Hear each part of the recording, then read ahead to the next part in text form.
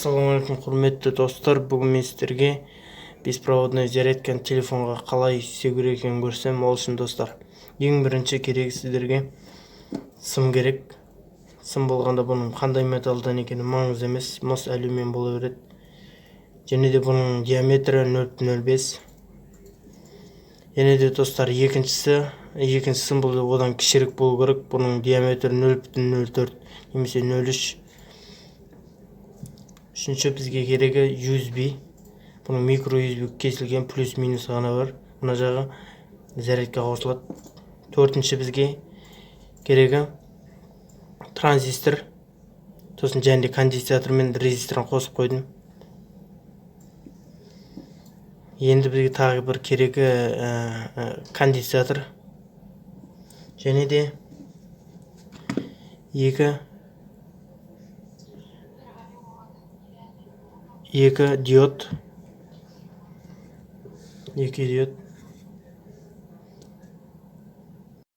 Достар, мына жерде біреу передатчик, екіншісі приемник. Передатчиктің орам саны 10 рет, сосын ортаңғы провод шығады, сосын тағы 10 рет орам оралады. Сосын оны біреу базаға барады, ал екіншісі корпусқа барады. Және достар, мына жерде резистор қойғам, ал мен конденсаторды қостым. Оны конденсатор қойсаңыз да болады, қоймасаңыз да болады. Және де достар, ал екіншісінің орам саны ол 30. Және бір диод немесе стабилизатор қойылады. Конденсатор қоюға да болады. Бұл жерге негізі қойған дұрыс. Және де достар, мынау соткаға зарядке қосатын 3,7 вольт. Ал достар, онда көрейік қандай болған. Достар, ең бірінші бізге мынаны орап алу керек. Оны бұны орап бастаймыз. Бұны осы изолентаға ораймыз. Міне достар, орадым. Және де достар, бұның ортасынан қалдырып кетеміз, қосатын сым. Енді бұны тағы да ораймыз. Міне достар, мынандай болды. Мына басы, мына ортасы, мына аяғы.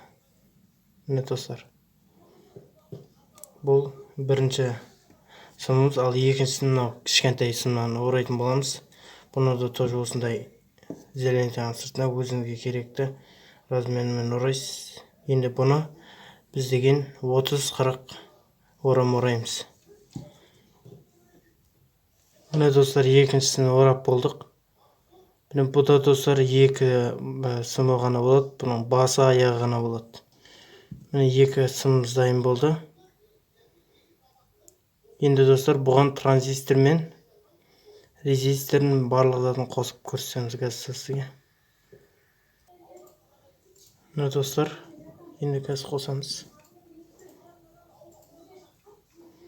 Мынаның бір тоғын мынаған базасына қосамыз.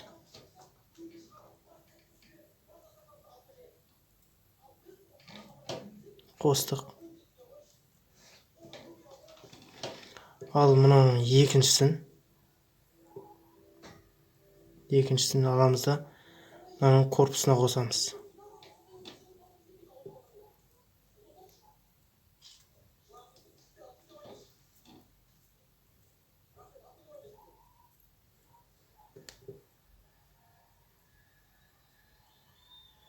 Міне достар, мынаның бір ортаңғы провод бос тұр. Мынаның бір проводын базасына қостық, бір проводын корпусына қостық. Енді достар, міне алдық. Мынау плюске жалғаймыз, ал мынаусын минусқа қосамыз.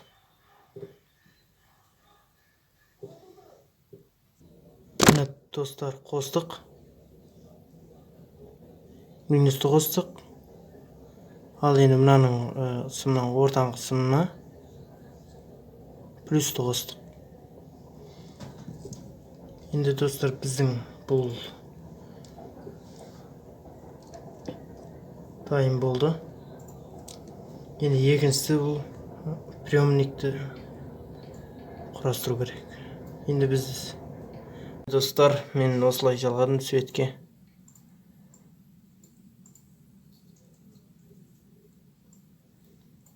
бір проводын плюсына, бір проводын минусына жалғадым. Енді достар, міне осыны аламыз.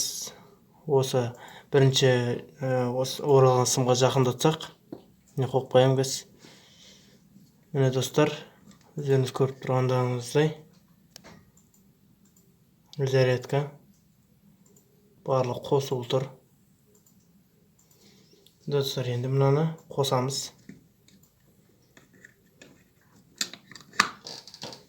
Міне достар, көрдіңіздер ма? Міне қоссам, міне жанып тұр. Міне достар, мұны аламыз. Міне жақындатсақ жанып тұр. Міне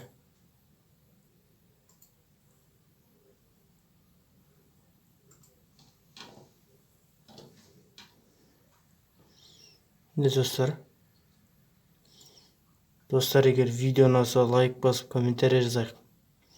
Достар, келесі видеода бұны мен соткаға қалай қосуды көрсетем.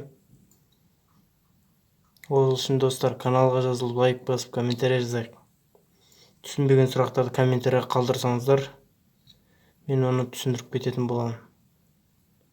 Міне достар, қиын ештеңесі жоқ. Осыны егер тура қоссамда, соттың артына қою үшін бұдан кішірегін аласыз, және бұдан азырақ орау керек болады. Міне достар, келесі видеода кездескенше